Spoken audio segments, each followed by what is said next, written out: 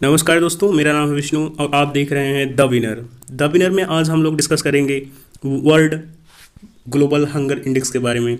मतलब जो वैश्विक रिपोर्ट जारी होती है, भूख का सूचकांक जारी होता है, उसके बारे में।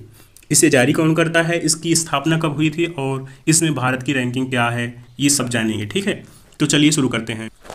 दोस्तों, जो वैश्विक भूख सूचकांक है यानी ग्लोबल हंगर इंडेक्स है, तो विश्व में जितने भी देश स्थित हैं उनकी भूख को मापता है। मतलब कि उनमें कितने लोगों की भूख जो है, मतलब कि कितने लोग कुपोषित हैं। ये कुपोषण की समस्या विशेषकर बताता है कि कहाँ पर अधिक कुपोषण की समस्या है। तो हम कह सकते हैं कि यह देशों की भूख को मापता है। GHI की वार्षिक गणना की जाती है, मतलब कि हर वर्ष इसका जो है इसकी गणना की जाती है और देशों को रैंक किया जाता है उनकी भूख के आधार पर। ठीक है, और यह प्रत्येक वर्ष के अक्टूबर महीने में जारी होती है रिपोर्ट। मतलब GHI की हर वर्ष जो है रिपोर्ट जारी होती है अक्टूबर महीने में। दोस्तों, ग्लोबल हंगर इंडेक्स बना कैसे, इसकी स्थापना कैसे हुई? तो इसकी स्थापना हुई थी सन 2006 में। हम देख सकते हैं सन 2006 में एक अमेरिका की कंपनी है जिसका नाम है अंतर्राष्ट्रीय खाद्य नीति अनुसंधान संस्थान यानी IFPRI, international food policy research institute. ये अमेरिका में था। ठीक है, एक ये थी और दूसरी कंपनी थी जर्मनी से वेल्ट हंगर हिल्फा, ये जर्मनी से थी। ठीक है, तो इन दो ऑर्गेनाइजेशंस ने मिलकर जो है वर्ल्ड हंगर इंडेक्स प्रकाशित करने की योजना बनाई और इसकी स्थापना सन 2006 में हुई। ठीक है, सन 2007 में देखने को मिलता है कि यहाँ पे एक कंपनी और आती है जिसका नाम है एक ही NGO होती है कंपनी। एक्चुअली NGOs वो होते हैं जो नॉन गवर्नमेंट ऑर्गेनाइजेशन होते हैं। ठीक है, इनकी गवर्नमेंट से कोई फंडिंग नहीं होती, बल्कि ये जो है किसी संस्था किसी व्यक्ति विशेष द्वारा जो है फंड किए जाते हैं। तो ये इसको NGOs बोलते हैं। तो NGO जो है इसका नाम है कंसर्न्ड वर्ल्ड वाइड। ये सन 2007 में इसमें शामिल होता है। अब इसमें हो गए 3 लोग टोटल। ठीक है, मतलब 3 कंपनीज हो गई हम कह सकते हैं। तो सन 2018 तक चलता रहा सब कुछ ऐसा ही। सन 2018 में होता है कि जो अमेरिकी खाद्य कंपनी थी वो जो है IFPRI, उसने जो है त्यागपत्र दे दिया है। मतलब कि उसने अपनी भागीदारी को इसमें से समाप्त कर लिया ग्लोबल हंगर इंडेक्स से। तो मतलब पिछले 2 सालों से जो है ग्लोबल हंगर इंडेक्स जो है उसको 2 कंपनियां इंडेक्स कर रही हैं। उसमें 2 कंपनियों की भागीदारी है। कौन कौन है? एक वेल्थ हंगर हिल्फा है और दूसरी कंसर्न वर्ल्ड वाइड है।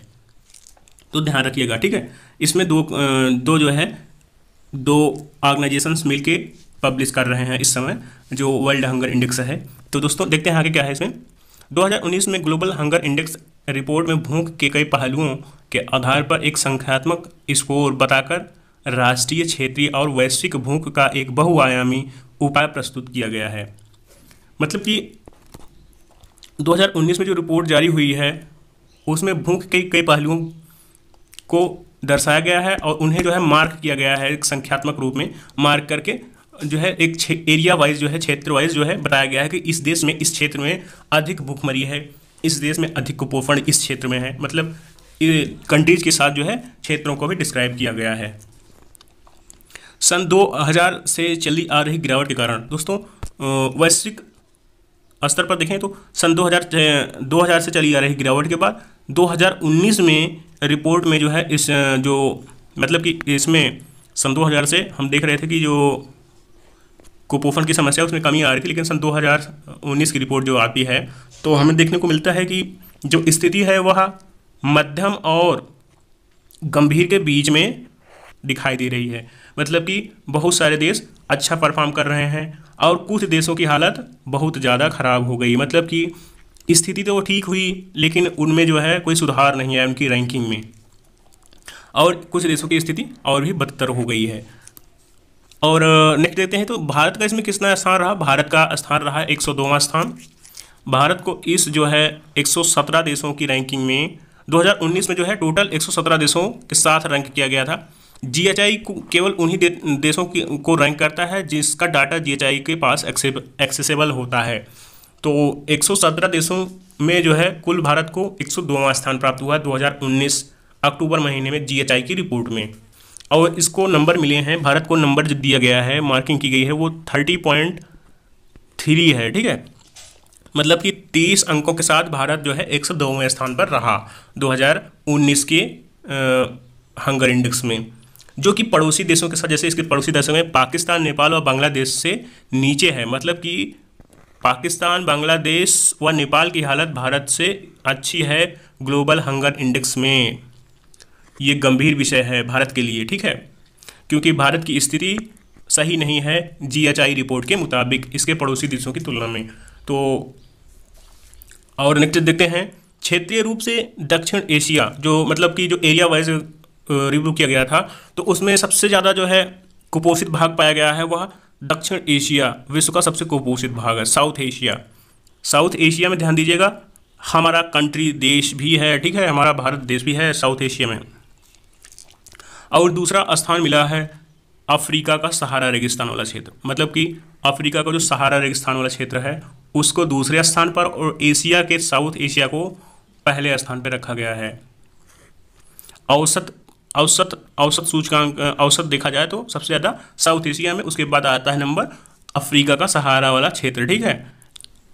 इस सूचकांक की गणना कैसे की जाती है, इसमें देशों को रैंक कितने अंकों में किया जाता है, तो टोटल जो है इसमें 100 अंक दिए जाते हैं।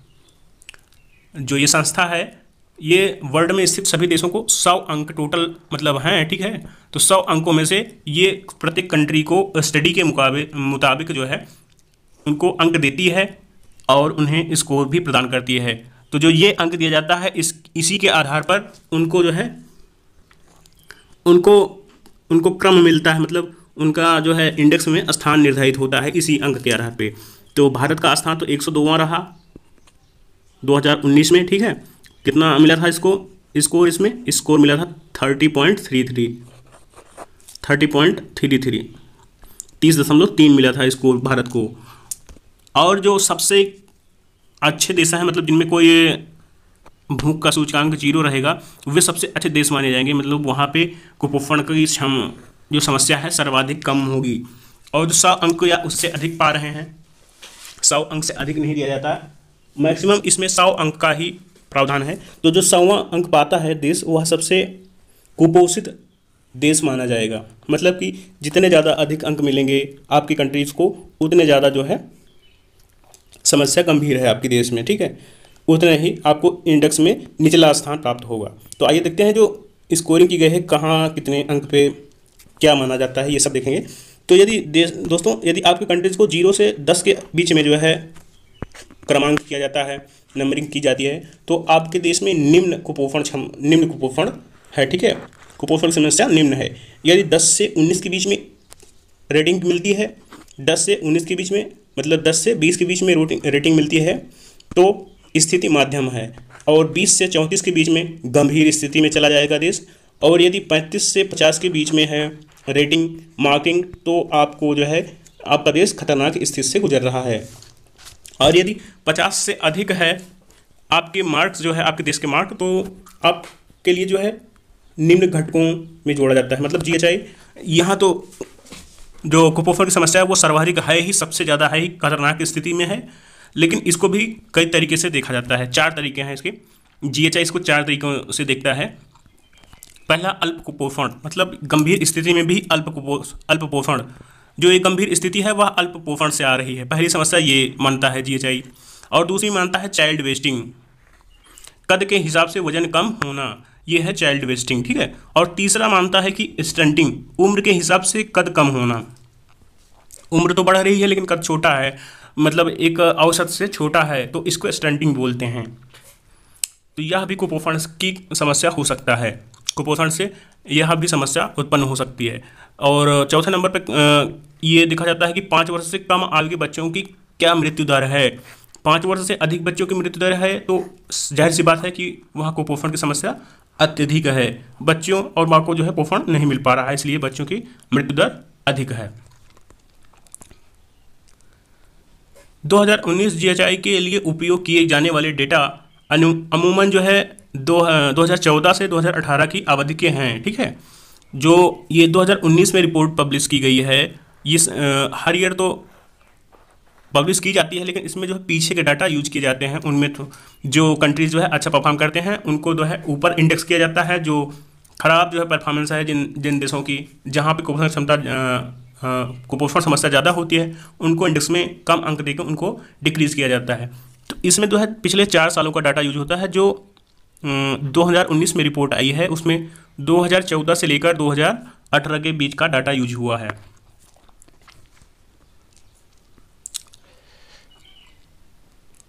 तो दोस्तों वैश्विक और क्षेत्रीय रुझान क्या है ये देखते हैं हम लोग। तो दोस्तों यदि आपकी कंट्री को रेटिंग दी गई है 20 मार्क्स, तो आप समझिए कि आपके देश में कुपोषण की क्षमता जो है मध्यम से गंभीर के मध्य है। ठीक है, मध्यम से गंभीर के मध्य है कुपोषण की समस्या। और यदि आपकी कंट्री को 48 मार्क्स या इससे अधिक मिलते हैं तो आप समझ जाइए कि आपके देश में जो है स्थिति अत्यंत गंभीर खतरनाक है। यह एक बेहद ही खतरनाक स्थिति है, मतलब कि अत्यधिक कुपोषण समस्या है। तो इसमें तो वही आता है जो 4 अभी नंबरिंग की गई, इसको 4 हिसाब से 4 जो है क्रमांक दिए गए हैं, उसके हिसाब से जीएचआई अलग अलग कैटेगराइज करता है।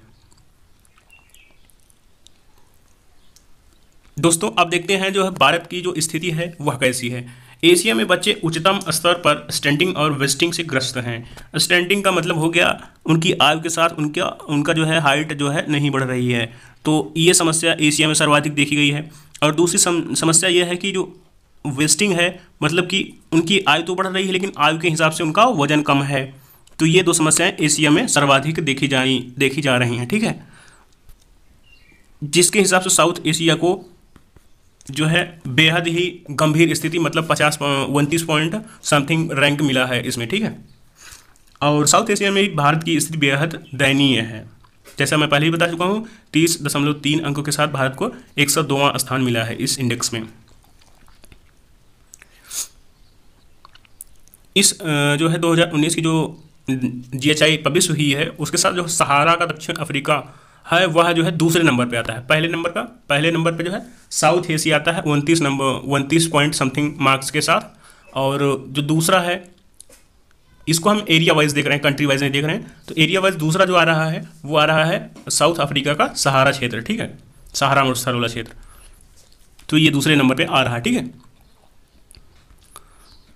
दोस्तों, हम देखेंगे भारत की रैंक जो है ईयर वाइज कितनी रही। किस ईयर की जो रिपोर्ट पब्लिश हुई थी उसमें 76 कंट्रीज़ में 76 टोटल कंट्रीज़ को कास्ट किया गया था। उसमें जो है भारत की रैंक थी 55।